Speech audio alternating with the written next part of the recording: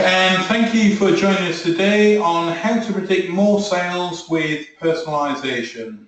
So, personalisation has been one of the key buzzwords floating around the e-commerce industry for some time, and the promise of personalisation is huge. However, I'm sure most of you will agree, up until now it's been pretty difficult to implement. So today's talk is all about how SLI can help you predict more sales with personalisation.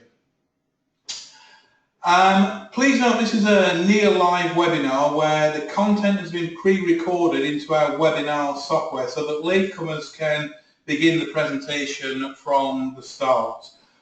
All attendees will be muted, however questions can be asked throughout the webinar using the QA button at the bottom of the screen and on the screenshot you can see there, and these will be responded to via email after the webinar has completed.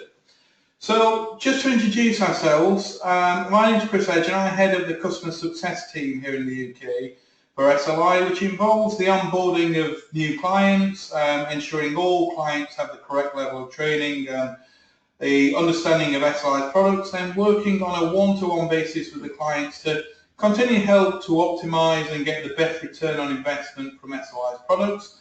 And I'm also joined today by Sophie Wilson. She is the client sales consultant at SLI, who will be taking you through a demonstration of SLI's latest product, ESP, or Enhanced Search Personalization. So what you'll learn today in our webinar is how to personalize the whole shopping experience that your customers have and how to do it in real time, and that's really the key, real time. So as your shoppers are acting, clicking and navigating on your site. We'll also teach you how to shorten the path to purchase and what you can do to deliver a personalised experience to all of your visitors, not just existing customers but also those crucial first-time visitors. And then also how continuous learning can help you generate compound revenue quarter after quarter. And I'm sure for all e-commerce vendors like yourselves, more revenue is extremely important. And to kick things off, a recent study that we distributed to all retailers at our SLI Connect event in New York at the end of last year revealed that all but one of those retailers there chose personalization and relevance as a top trend impacting their e-commerce operations this year. Personalization is a very real and a huge opportunity for e-commerce businesses.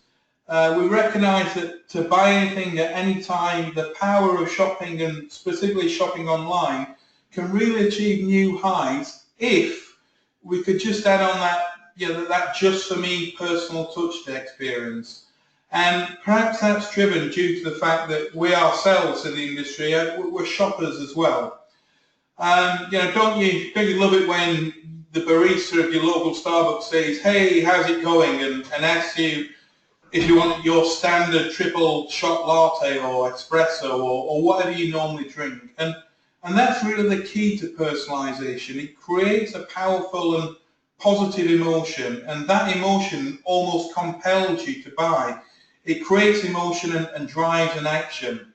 So I just use the Starbucks example. You probably have stories about great personal shopping experiences yourselves from, could be a department store or a hardware store or your favorite bar or restaurant, and you really wish that you could replicate that amazing experience for your online shoppers.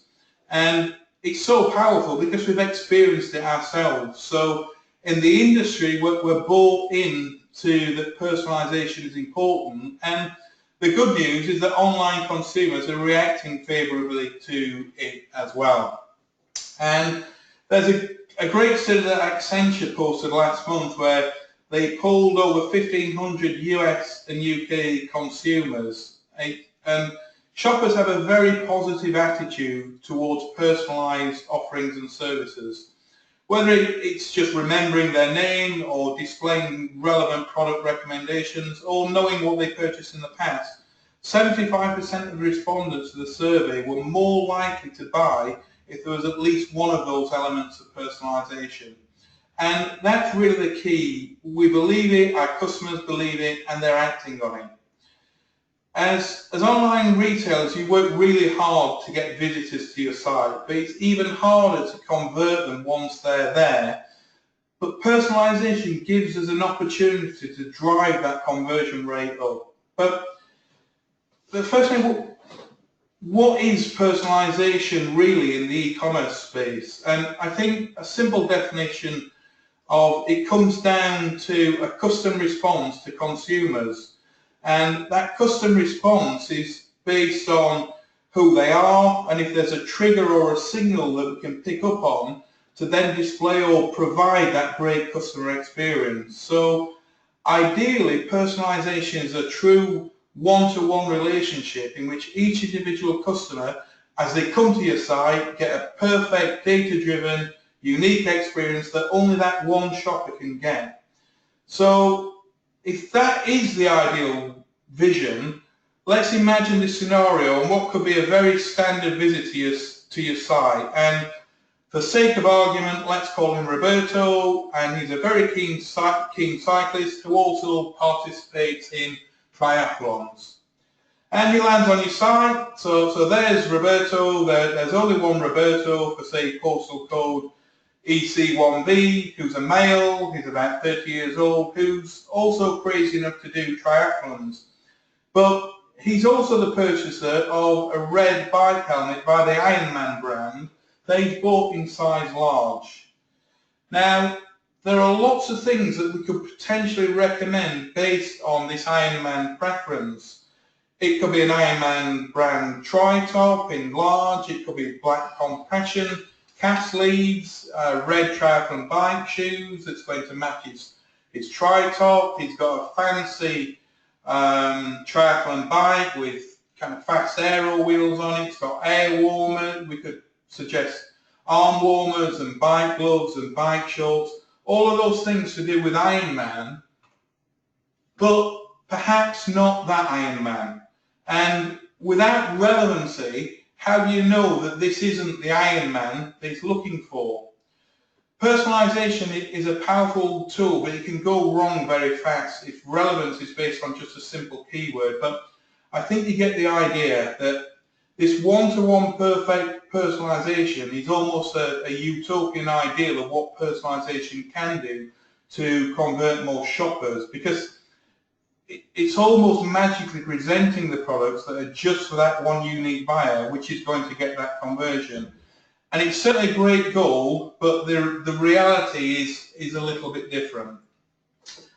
And that's really both in terms of user experience, implementation, and the potential return on investment, which is really important to every retailer. In the example I just showed, it requires that you already know who Roberto was and that he's already bought something for you. However, the vast majority of your shoppers are first-time visitors, so how is personalization going to work for them? If somebody has bought something from you, to deliver a one-to-one personalized experience in that utopian ideal, it requires them to be logged in, and we know people really only log in at the checkout phase and not when they're shopping up front. And you're certainly not going to interrupt the shopper and say, hey, stop, log in first, and then we're really going to personalize everything brilliant for you. And imagine doing that on mobile. People are just not going to log in before they start buying. And it's basically because the personalization experience needs to be seamless, just like everything else in the shopping experience. And it doesn't stop there. This utopian ideal would require a ton of data and complexity and storage and databases to pass through, and lots of personally identifiable information that you're storing. So as e-commerce sellers who have done projects before, you usually cringe as you see that, that dreaded database visual that I've got on the slide, mainly because it usually comes along with a massive project that's going to take a long time, require a lot of security and privacy hassles, and of course a huge budget. And really what we need to understand is that relevance is personalization. Personalization, we know, can have a big payoff, but delivering it can be really hard. Fortunately, it doesn't have to be that daunting, be-all, end-all type of solution. There's a spectrum of options for you to jump on board personalisation, and you can start to do that today. And you can start, the best way to start is with relevance. It's possible for you to deliver experience that feels like that one-to-one experience with consumers to shoppers. And relevance really at the end of the day is personalisation. And the great news is that you probably already have access to the information that you can provide consumers with what they feel is a personalised experience. You know what product they clicked on in a session, you know what they've searched for, you know how the breadcrumb trail of navigation links or any facets of filtering that they're doing. So start with understanding their behaviours, and you've already taken your site again in real time in that session to use this to determine simple segments like gender or brand. It could be location. You may know their IP address. You certainly know what season it is out there, and you know the customer doesn't even have to act, but you're probably already doing merchandising, you know, around the season. So really start off with relevance around some simple segments, and of course it's about the payoff. You know, the good news is the ROI is proven for relevant product discovery experiences today. Already things like search and navigation and recommendations that you probably already got, plus those e-commerce functions are much simpler to implement, and they're not really that budget busting like the big database projects are. And that's really what spurred us on here at SLI. And it's because we can see this every day, and as much as retailers like to believe that they're leading the way on personalisation, the consumer is ultimately the one that decides what is relevant and valuable and appropriate, and they vote with their searches and the clicks and ultimately their cash. At SLI we see this every single day. As you can see from this graph, we served over 18 billion search queries last year, so around 50 million searches a day, and that has a wealth of insight into delivering a personalised experience for shoppers wherever they are. And that user behaviour, along with data from other multiple sources that you have at your disposal, can take relevance and personalisation to the next level. Basically, you can plug that information into a machine learning platform like SLI's introduction to the buyer engine, which is a machine learning platform for e-commerce. And you want that engine that continuously learns and improves and is built to do one critical thing, and that's predict what shoppers are most likely to buy right now. And that's a personalised solution, something that learns with the experience of your shoppers and what they're actually doing. And the result of this can be pretty amazing. Here at SLI we talk a lot about if you could create a virtuous cycle for your business, you're going to succeed. The business that can generate compound growth quarter after quarter, year after year, are the ones that are going to stand out. It's not just about, you know, boats rising with the tide and flat growth. We are going to see some good growth in e-commerce, but the ones that are going to get compound growth are the ones that are going to succeed the most. And so personalization powered by machine learning really is a great story, because better user experiences leads to more user behavior, which leads to more traffic, which leads to more people coming to your site and entering into that user experience, and so on and so on. So compound growth through personalization can be a huge win for you, and it's going to help you stand out from the crowd. So with that, we want to introduce enhanced search personalization, or ESP, and to dig into how exactly that personalization is going to work, I'm going to hand you over to Sophie, who's going to take you through this. So, thanks, Chris. So, yeah, like Chris said, I'm going to be talking about SLI's personalisation solution that we introduced just a few weeks ago, Enhanced Search Personalisation, or ESP for short. But first I just want to take a step back and give some insight into why SLI decided to move more into this personalisation space. So SLI found that in the e-commerce industry that search providers and personalisation providers were very distinct, separate entities, and there was very little overlap between them. So very few providers actually understood the challenges and issues of both experiences. And because they're operating two different technologies as well, they're not able to leverage the data that they're gaining from both sides and that the learning that they're getting in order to make those experiences better.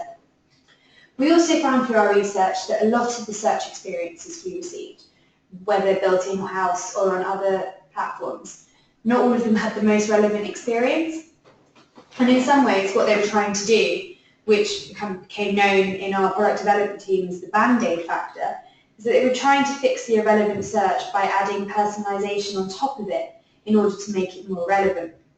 However, then you have this issue that Chris discussed with those first-time visitors. And these are people that you know absolutely nothing about.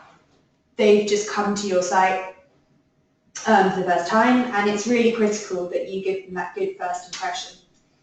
If you don't know anything about them, what kind of experience are they going to have on your site from the minute they arrive? So as I said, it's extremely critical that you're providing a good experience, whether they're a first-time visitor or if they're logged in. You need to make sure that they're not bouncing off the site before you've had a chance to learn from them, and of course the chance to personalise them. So just as an example, there's this person that you don't know anything about, and they've searched for grey boots. So you want to make sure that even though you don't know anything about them, that you're showing them the most relevant results for that search and what's relevant at that particular moment. And that's really what the SLI buyer engine is doing. It's taking into account the visitor's activities, it's looking at time factors, and it's bringing in what's trending as well as what's seasonal, and making sure that the things that are the most relevant at that time. And then, of course, what the customer is more likely to buy. It's also interesting as well because I think even from that search query, there's some sort of personalisation or segmentation that's happening because different groups of people with different segments describe things using different language. So the results are optimised for that particular query. So, I mean, for that example, if someone typed in grey boots versus maybe charcoal boots, the order of the results will be optimised based on what they searched for. So really what we're trying to achieve with ESP is the box on the right, increase revenue and lifetime value. So of course we're trying to make sure that the revenue is increasing as much as possible, but also that lifetime value of the shopper is maximised. So for that first point, relevancy is very important from the moment the customer searches or navigates. Again, making sure everyone on your site has the most relevant experience and being able to adapt and refine the experience in real time. So of course people do shop for different things in the same session. They may all be doing their Christmas shopping in one day, or they could have the same search term but looking for very different things, like in Chris' Ironman example earlier. They may have their child's second birthday party a couple of months ago and they needed decorations, and now they're coming back to look for decorations but for their grandmother's 90th. So they don't necessarily want the same products. And that's again making sure that it's relevant and the experience is good, and that they're not bouncing from the site and looking somewhere else. So SLI is always trying to connect people to the products they want to buy as quickly as possible by being able to predict what they want to buy and without having to put the work on their site. We don't want the customers to have to be refining or doing subsequent search terms in order to find what they want to buy. And this is especially critical within the mobile space as well, because we find that they've got a shorter time window to connect to these people and to the product, as well as the facet and filtering experience in the mobile platform being within a very limited space, which isn't all that ideal. And you want to connect them to the products as fast as you can to increase those conversion rates. With ASP, we provide a customised, personalised experience to every site. We don't have a one-size-fits-all out-of-the-box personalisation solution. So we're configuring it to what's going to be the most important factors to your shoppers and that's unique to your site. And again, making this a really unique experience that sets you apart from your competition. And it's going to increase the likelihood that people are going to return to your site. We also want to reduce the barrier to personalisation. As we saw before with big data and huge products, there's this utopian vision of what personalisation can be. But there are some very simple things that you can do with the data that you already have and with the providers that you're already using. Just these simple changes can make the experience more personalised and increase revenue. So, how does ESP actually work on your site, and what are the effects you're going to see? So if you have SLI Learning Search, we're promoting products that match the attributes of the products the shopper has already shown an interest in, products that they've already looked at. We aren't just boosting the products they're interested in, and I think that's really important. We're not filtering out any results, and we're not being as harsh as that. This is again because we're able to adapt in real time and understand that people may have been searching and shopping for somebody else initially. And now there's another person that they're shopping for. So you still have to be able to find those results, but naturally we want to boost the ones that we think are more appropriate. And the same goes for SLI navigation and the browsing experience. Again, we're promoting products to the top to match the shopper's interest, but we're not pre-selecting any filters. And again, on the no result page, we don't think that it's great that anyone doesn't find any results. We don't want a blank page. So we think it's actually best practice to show popular products from across the site so that you can find more relevant products to that individual that they've already shown an interest in. So you'll notice that I've mentioned several times that adapting during a session and between sessions is extremely critical. So we do consider time when we look at what the shopper has looked at. So something that was looked at in previous sessions isn't rated or doesn't have as much weight as something in the current session. And then within the current session, something that's happened earlier has less impact than something that has happened just then. So to give you a little bit more insight as well to how it works, it's actually an evolution from our product, personalised recommendation product that we've had for a couple of years now.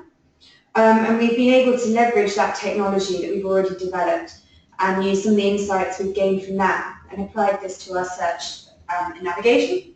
So as I mentioned before, we're able to configure it specifically to your site. So we can choose what facets are going to matter the most to your shopper. So that could be, for example, if you're on a sports site, it could be what team the shopper follows.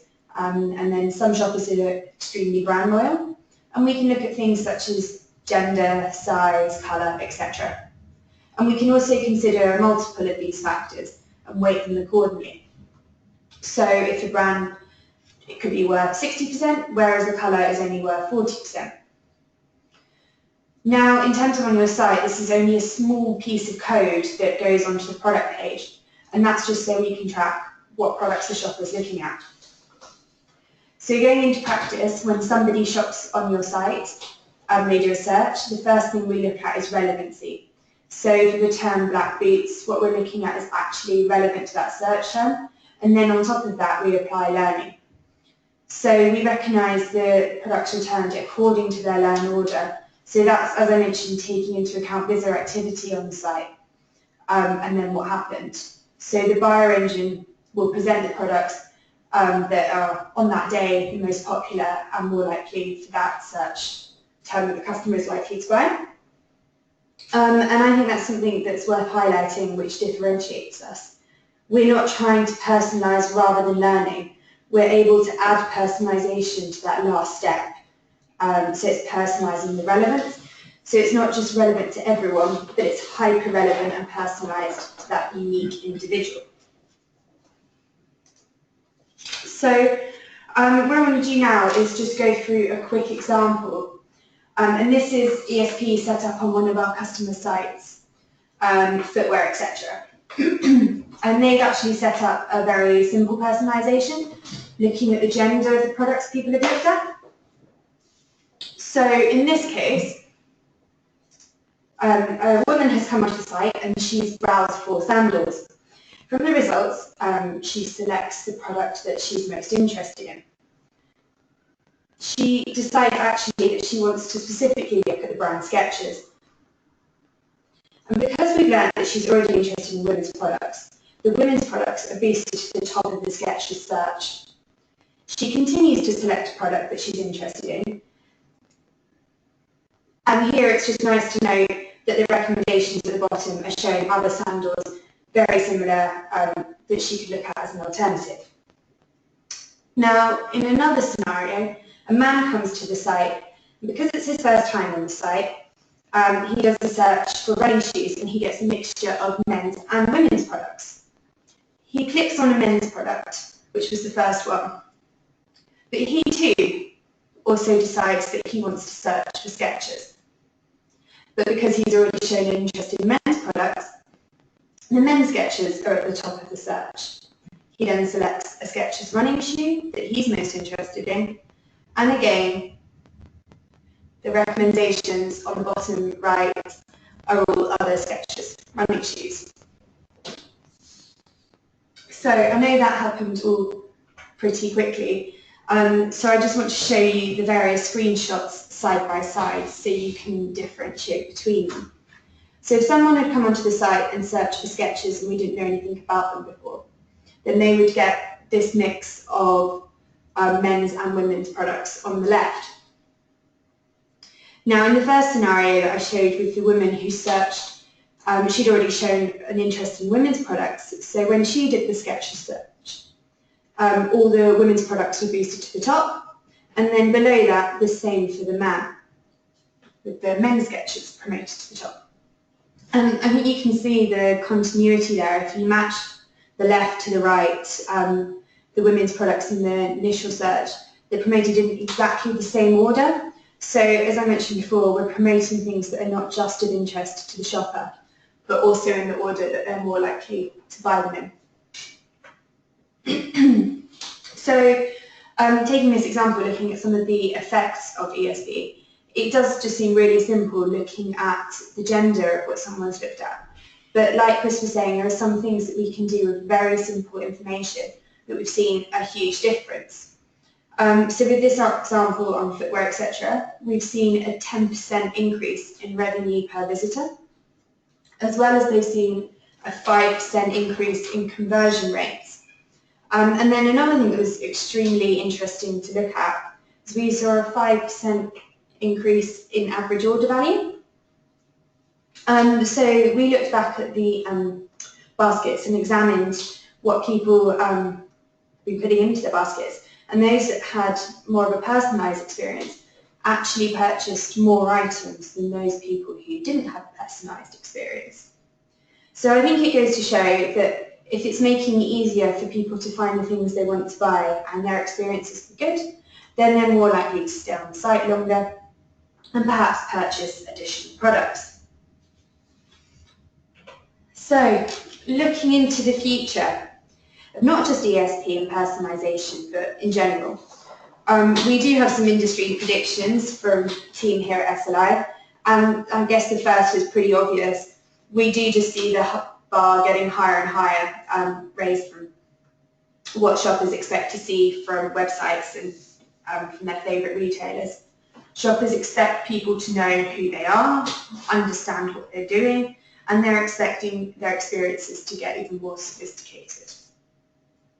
Like we've already said, personalisation is a consistent hot topic due to the sophisticated demands of shoppers, and it needs to be creating a seamless, unique experience that sets you out from the crowd. We don't see this trend going away anytime soon. So I think it'd be really interesting to see as well how these changes in behaviour could actually drive the direction of personalisation. So maybe things like the increase of mobile purchases may lead to more people doing searches with their voice rather than text. And then of course if they're using voice, are they more likely to be using natural language queries? So what does this mean for personalisation? There are some really interesting things that you can do with just voice. Do you need somebody to log in, or can you identify them from their voice? Or can you find out if you've seen them on your site before. Can you work out their gender, maybe an age bracket? And are you able to personalise what you're showing them just from hearing their voice? And in terms of SLI, we really do see personalisation as relevancy. And relevancy is at the very core of what we do. So we're going to keep looking at the components of the shopping experience that we can personalise. We just start with recommendations and email recommendations, and of course search and navigation. But then we know there are more components that we can expand to make the whole shopping experience more personalised. So again, with all this talk and hype on personalisation at the moment, here at SLI we want to keep you one step ahead of your customer's expectation. And we believe that ESP is one of these tools. And we're doing a lot of testing to make sure that if you're putting this on your site, it's going to have a positive impact on your revenue. So how to get ESP? If you are already an SLI customer, you can talk to your customer success manager or myself or Catherine. And as I mentioned before, it's just a small piece of code that goes on your product page on your site. And as an introduction, we are offering the first month free if you sign up within 30 days of this webinar. And if you're not an SLI customer, please get in touch with your sales representative and we can go from there. Yeah. All right, thank you, Sophie, and thank you chiefly to all the attendees of this webinar. We hope you found it useful. If you have entered any questions in the Q&A box, we will respond to those via email. If you would like to know any more about SLI and our products, you can see from the email there, sli-systems.com/resources. We have a ton of things on there, from best practices and white papers, so you can really delve down further into all of our products, not just ESP. And of course, if you do have any queries after this webinar, please get in touch with your customer success manager for existing customers or sales rep, and we would be delighted to answer them. So again, thank you very much for attending. We hope you found it useful, and we hope to hear from you soon. Thank you.